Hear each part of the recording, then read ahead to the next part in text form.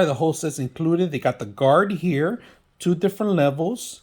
You got the froth that you can replace it with the actual scrambler.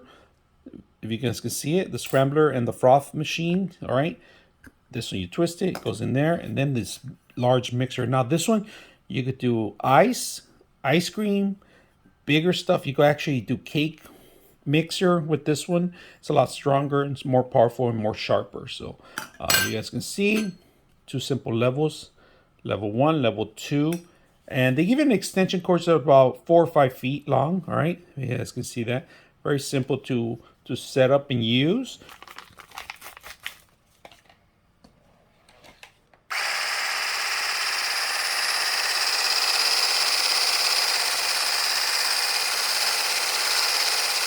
Oh, there you go.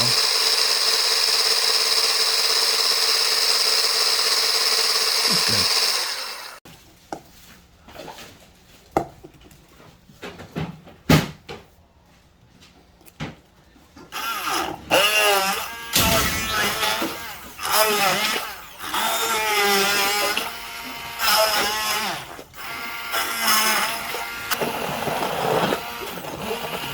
This thing's working well. Look at this.